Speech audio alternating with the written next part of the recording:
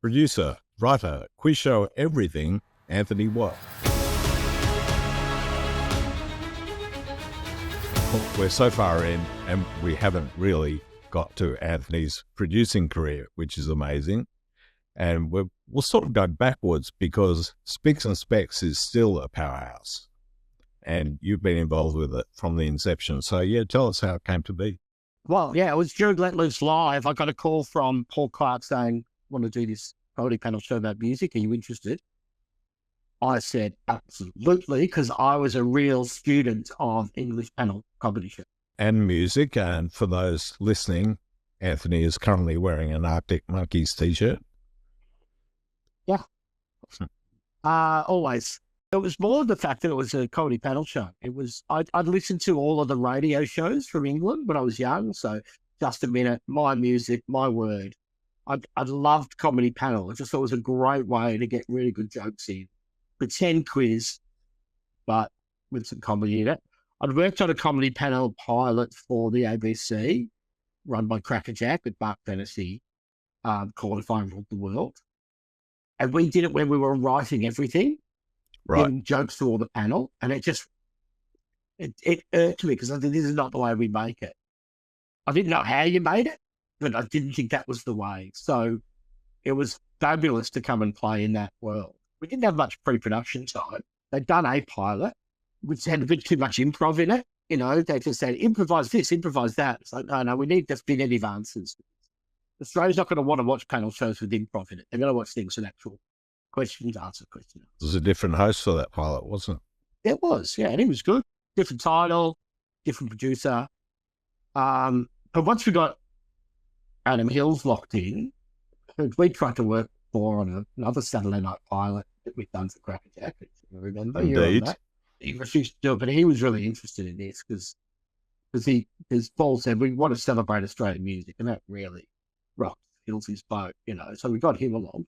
It was just a dream come true for me to play in that panel world for the ABC. We had 40 episodes to do in 20 weeks, which I knew was completely impossible. We would never be able to achieve it. But we tried, and we did. We did it all. So it was Paul Clark and Bruce Kane. Bruce wasn't on it to start with. It was Paul Clark's idea to do it. At the same time that Rockwiz had come to the ABC to try and get a show up there, and they had to go off and get it up at SBS instead. So it looked like there was a bit of a rivalry there, though. You know, it was to me, they were very different shows. One had normal punters, one had just was there with comedians. We wanted comedians. We're not involved in those politics. You know, it's not part of what we do. We just got to get the show out. You know. Yes. And they went to air. I think they went to air a week before us or something. Did they? Yeah, it was, but everyone thinks of them starting way before, and we were brought in to copy them. But it was just really odd. That stuff was odd. But yeah, I just looked at getting lots of questions and games that could initiate discussion and funny, and just inherently funny games. Like I came up with, I think on the drive-in on the first day, I came up with the substitute game where you sing from the book. So I wanted to come up with a version of that game where someone performs. Because I've seen it on all these other shows, like Buzzcocks do one where they just sing the intros. Right. They think it's all over. The sports one has a section where they play a sport off against each other. So it's about, at some point, halfway through the show, or just over halfway through, people are going to get off their seats. Yes. So these are the games I wanted to try and invent. I knew how the show was going to look and sound and be straight away. It just, everything clicked in my head about what I wanted to be. It was just trying to communicate that to everyone else. Okay, well, how did Miff and Alan become part of it? There was a few names knocked around. Adam's agent suggested a few names, including them. I'd worked with Alan as a writer on quite a few things, and I knew he was a huge music head as well. And I knew Miff as well he came to my wedding. She's been friends with Astrid since they were at uni together. So that was great. I knew I followed her career. I knew she was an Impress and then Triple J. But yeah, it wasn't actually that hard. They were the obvious people to have on. Yes. And they got mentioned quite a few times, as well as a few other people, comedians and stuff. And we auditioned a few different roles. Alan was in every audition. He was just a for me. It was clear that there was no one else that was going to be him. And there's a few women that we looked at, but Myth was so genuine. So genuine, so knowledgeable, so funny. But she's got funnier as time has gone on. She was pretty much just honest back then. And she was such a fan. And she was a fan of Aussie music. And she would line up and she would tell real stories. But she's got funnier and funnier. Well, I think that's true of all the big three. They are the show. Yeah, absolutely. They're all really good at what they do. And you can work the show around them. And then if you've got a show where no one else is actually performing very well, you can trust them to fill in those gaps. But you can also trust them to be generous. Like Alan and Myth in the show briefings are very generous with their panel and explain to them how to do it. And they will take a back seat to shine a light on them. And so will Adam. Adam's got so many, you've seen it. He's got so many jokes prepared for the show. But he will give that joke to someone else if it's going to work. Absolutely. And he has this incredible knack of also accessing that huge library of jokes at the right time. Yeah, so he'll do jokes. So he'll sit around with the writer's room and they'll come up with jokes. Some of them will make the scripted ones where he goes down the barrel. But some of them don't make that. But he's got we call them pocket gags. So if it comes up, he'll just throw it in. So someone's written that joke to go somewhere else, but it's just something that he will use off the cuff. And it's seamless how he does that. And that's, they're the ones that stay in more than the down the barrel ones. Because anything that feels spontaneous is so much better for the show. There's so much to talk about with Spicks. We record for an hour and a half sometimes, and you've got to cut that down to what length currently? 26 minutes, 27 minutes. Yeah. So the editing stuff is my favourite bit too. Like I love editing it. And so I like throwing out really good jokes because it means the rest of them's better. That's not a problem for me. I've had a couple of shows in the 20-year history that I've felt this is not the best stuff. We're not putting great stuff in here, but it's very rare. Usually I'm cutting out really good stuff to get in. Yes, and there is so much good stuff. Do you get to use some of that stuff on social media now, or does it not make the cut because it's also around? Most of it's also ran, yeah. But there's still some great stuff that feels too chaotic to go in the show or is too long. And sometimes you got a long bit, you go, I've got this long bit that runs for 5 minutes and I've got this other bit that's 2 minutes that's just tighter. I'll choose the 2-minute one.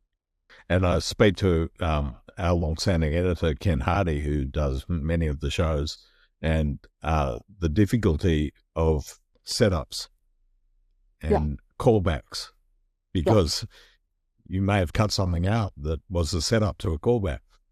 And the setup often happens on the show in a moment that's a stop take. Where like there's a floor manager on the show, there's makeup being done, and they do a joke, and everyone on the panel forgets that was not usable. And they call back to it all the time, and still can't use it. That's right. That can be done in deleted scenes if there's an avenue for it. That's not my job. I don't find the avenues at the ABC. I give them all the stuff. If they want to use them, they can. Got it. When it started, it was 40 episodes a year. Yeah. And then from memory, it didn't perform too well in the first year and was in danger of being axed? No. It got halfway through, I would say it was struggling. But like it started at 600 and dropped, as you'd expect. But by 6 months, we were rating better than the New Adventures, which was our first big challenge.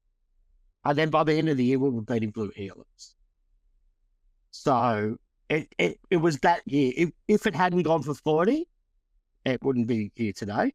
In 2011, the show ended and we thought for good. Yeah. And then in 2014, there was a short-lived reboot. Yeah. What was your experience on that? I thought it was too early to do. I thought it was a hard task. I always wanted, if we were going to do a new cast, I always wanted to have to rotate things slightly.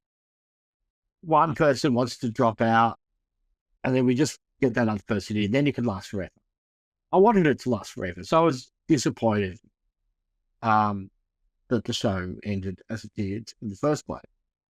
But it was a great format. We had some great games, so I was happy to do it. We auditioned a few people, put them up. The ABC decided on who they wanted. I thought the cast was great. And when we started, it was so hard for them to fill that void, replace those people, because it Those only been shoes. a short period of time, and we were on every night. We were on at 6:30 every night. People didn't know that the show had stopped. It was just so soon. And so when they saw them, they go, "Oh, they sacked those three. They sacked them." And there was just this real mood against it, which was a problem. There was a couple of great things about that series. We had a great set. The set was fabulous. I thought those three would have really nailed those spots given time. Like the original three had time to gel. And those And three really in the worked together reboot well. were? Josh Earl hosting, did a great job. Everyone was criticising his voice unnecessarily, I thought. Ella Hooper, to me, filling the Alan Brose seat, and Anna Richards filling the before her seat. Not that anyone thought it was that way. Some of the traditional viewers thought that Anna was too gay.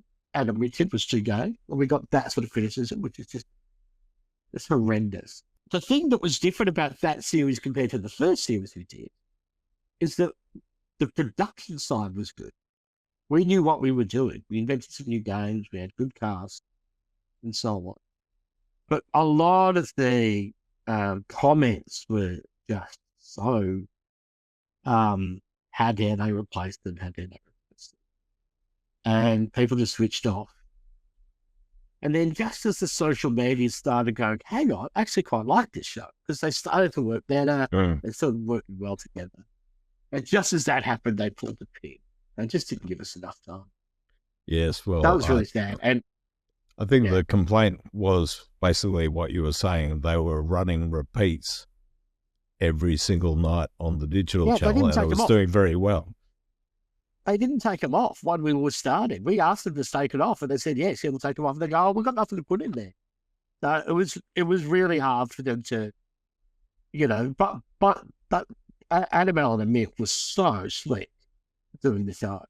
Yes. It was just so hard to fill those shoes in a successful way for them.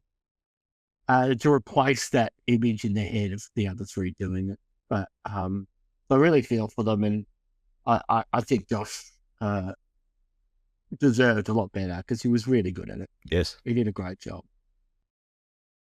But yeah, it was from a year too soon, or 2 years too soon, or something like that.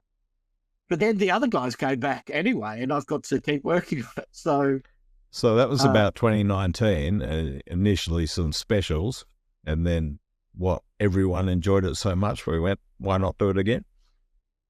Yeah, I think it's pretty much up to the three of them. If they want to do it, the ABC will be happy to do it. I feel half my job is making those three have a good time, because if they're having a good time, they'll come back. That's always felt part of my job. And that's just about making a good show. Yeah, and they certainly seem to be enjoying it, and why wouldn't you? Amazing guests, amazing games, amazing variety. Yeah, look, the shows would not be as good without those three doing their best. When they do their best, it's just magic. They can do magic. It's just the right level of, there's something special about it when everyone comes together. Yes. So that's in its 20th anniversary year, as you well know. Which means I was like, I was 18 when we started then. Does that mean? Yeah. Yeah, I was 5, I think. Must have been. And you created the big backyard quiz with John Donaldson for SBS. Yeah, that's sort of a running idea. Everyone's wanted to do an Australian quiz show. So when NITV came to us and said, we like this idea, we want to do it, we worked it up for them.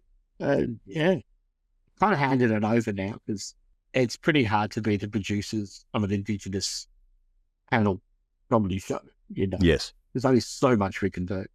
The one episode we did, which we also produced, was terrific. It was really good. I thought it was really fun. we were part of we pitched a whole lot of games. We were part of the production of that one. You touched on you were EP of the reboot of Weakest Link with Magda. Yeah. Yeah. Times have changed since the Cornelia Francis version. Yeah. I thought Magda did a great job. That was a hard one to make because we got a lot of negative press about it. Was halfway through the culture wars, and Magda got some negative press about some stuff said about Scott Morrison. All fucking valid. And so that was hard. We're pushing shit uphill with that one. She was fabulous though. I had so much fun doing that with her, and the game could have been great. But it was good. I thought that series was actually quite good. Do you think that in this climate things are cancelled too early without being given a chance? Of course, but I don't understand the financial problems that networks have. My theory is things take time, and they always do. Spicks wouldn't be here without doing 40 episodes. Have you been paying attention? Wouldn't be here without having 3 average seasons in terms of rating. But I don't know how much they can invest in something that's not killing it straight away. I always feel that things get moved too quickly. People like habit. I still think people watch free-to-air. If they do, they watch it through habit. Tuesday Night Sister, Thursday Night Sisters. The welded-on viewers. Yeah, I think predictability is really good. I think if things get moved, I don't know if Weakest Link got moved, but I think there was 2 weeks off at some point, and it just throws you. So, I can't speak to the pressures that networks are under with advertisers. I really don't understand that world. It's to the detriment of television's quality, I would think. I agree. Yeah, and it's such a shame. There's so many people get employed. There's so many people that become friends and you really enjoy working with them. And then either you don't get to work with them again for years or they don't last in the industry. There's people dropping out or, I feel very lucky to have been doing it as long as I have, as you probably do as well. Oh, I absolutely do. And you're in the fortunate position that you're still flush with work when the industry, not only our industry, but many industries are contracting, and there's obviously AI and many other factors, but and commercial factors, as you mentioned. You're lucky to be doing as much as you are now. Yeah, our quiz came at a good time for me. I started on The Chase as a producer. I produced the talent, like the Chasers. I was there to train them up as on-screen talent. And then I drifted to the question room and started writing there. And now trivia shows are the most successful thing on TV because they're cheap. Absolutely, they are. And we will discuss that further with you in Astrid. So you did Mastermind. You still do Mastermind, obviously. Showing the movie, you were a series producer with John Donaldson. Yeah, so I series produced the first series. He produced the second series. That could have been huge. That was hard work. I think we did some great segments, some really funny segments. It's a shame. More people didn't see it. It was pretty fun. Adam Hills, he did In Gordon Street Tonight at Tonight Show, and you were EP. This is probably prior to Sam Pang Tonight, the last Tonight Show on Australian television. So you worked on Adam Hills Tonight, which was the incarnation of Adam Hills and Gordon Street. We did some fun things on that too. We did the nude shoot. I don't know if you remember the nude calendar shoot. Yes. Did you do that? Yes. Yep. And we had Hannah Gadsby on that. Yeah, I did some great Hannah stuff. That was terrific fun. Really good. So I was brought in just to do the third series. I couldn't do the first 2. I just didn't feel like it was my thing. It's weird because I'm not much of a Tonight Show person. I don't have those skills. Not even as a sketch troupe? Yeah. I don't mind the format. I quite like the idea of doing some jokey things that aren't necessarily sketches as part of it. I don't mind that. And I quite like interviews. Cutting interviews of people's that was really interesting because On Spicks, you do an interview and everything goes a minute. Nothing goes longer than a minute in those Yes. little chats. Interview. The interview should have to go 5 to 8 minutes. That was new to me for that show. That was cutting those down was interesting. Making sure we had enough interesting stuff in there. So getting really a lot out of out of an interviewee is fascinating. Yes. And Hilsey showed another side to his many strengths on that show. You think it probably helped lay the foundations for the last Sleuth? Maybe. One of the best things we did was we went to England to shoot some interviews, to get some celebrity interviews in the show. People that were touring. And the first one we had was Michael Parkinson. So I just said, how about you interview him about what it's like to be a good interviewer? Mm-hmm.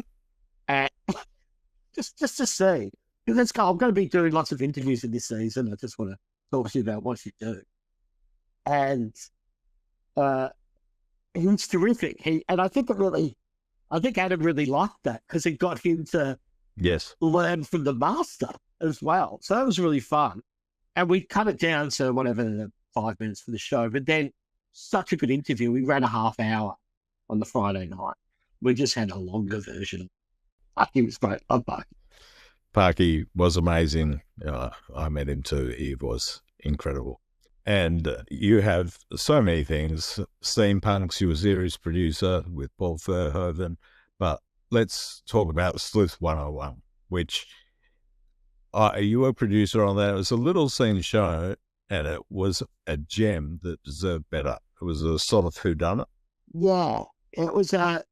One of my favourite shows when I was younger was called Whodunit. It was hosted by John Pertwee, and they would have little plays, and then a panel of people who tried to work out who did it. It was always a suspect. So I really wanted to do that as a comedy show, where you have comedian actors play these roles and put some jokes in it, and then the comedian acts as detective. Now, that is now Murder in Successville, I think it is, in England. Mm-hmm. And there's another one that Will Arnett is in it as well.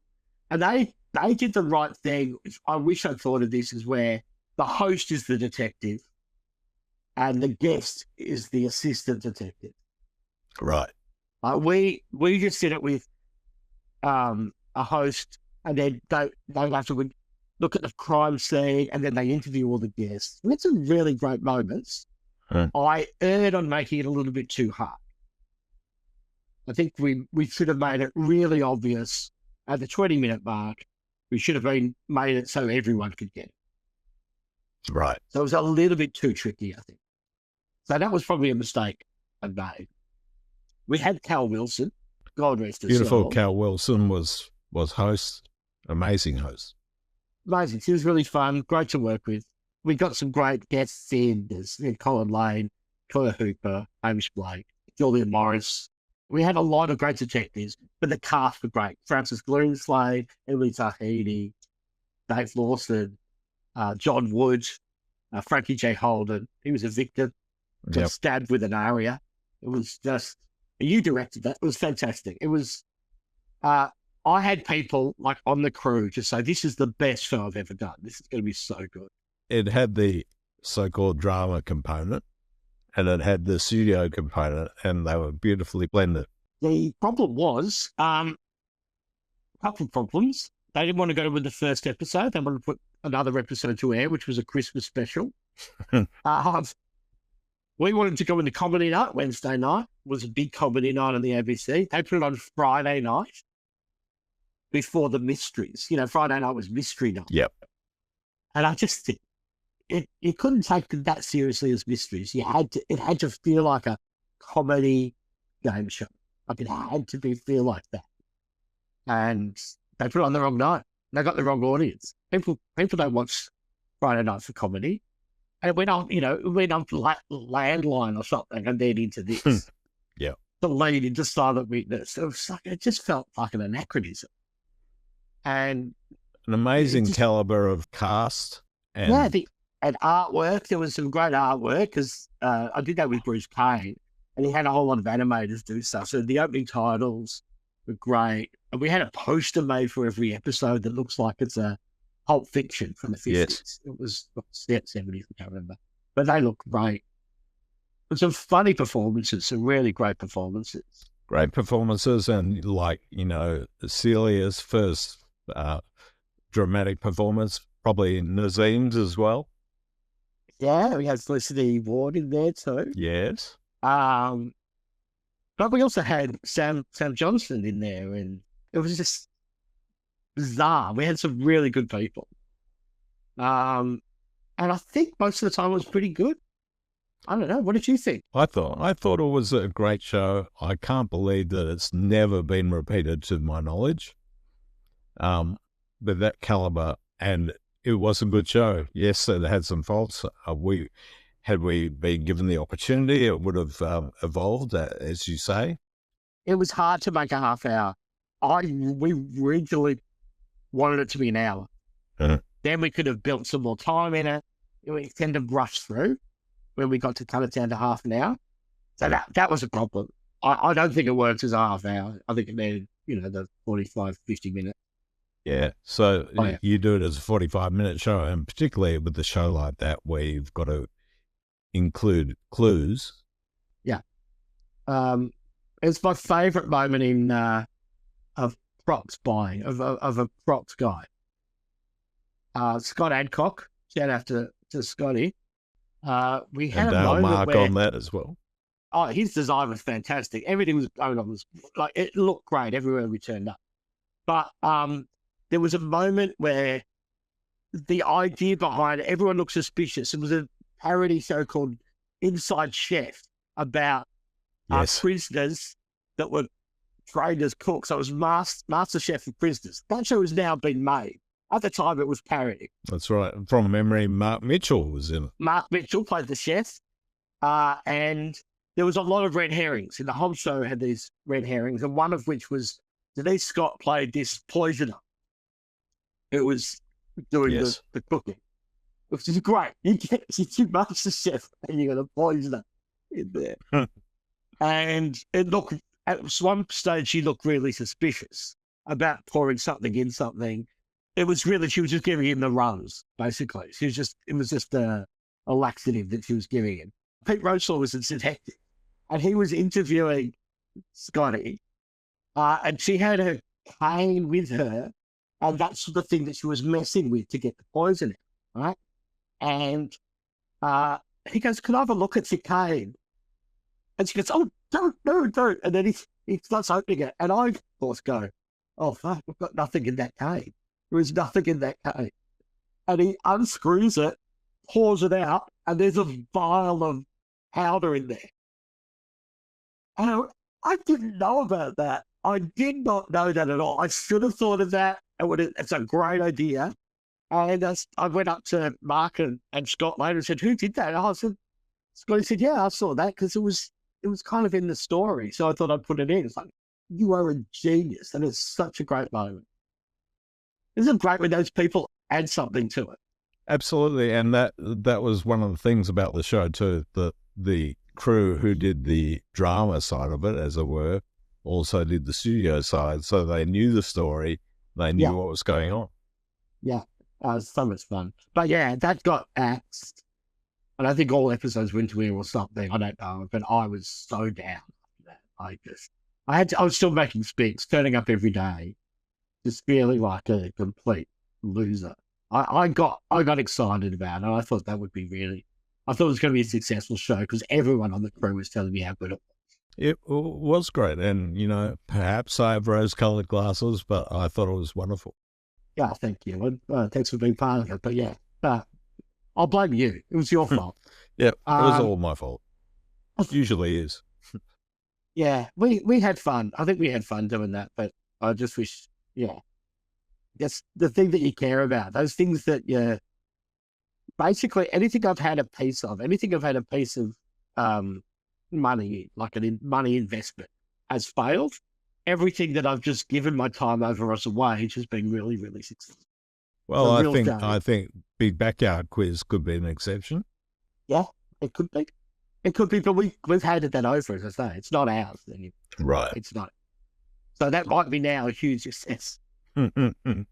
Coming up in part 3, Full Frontal. which came directly after Fast Forward and featured cast from that show as guest performers, with the new cast, many of whom have become household names since. Eric Bana, Kitty Flanagan, Sean McAuliffe, Dana Reed, Julia Morris, Denise Scott, and many, many other talented people.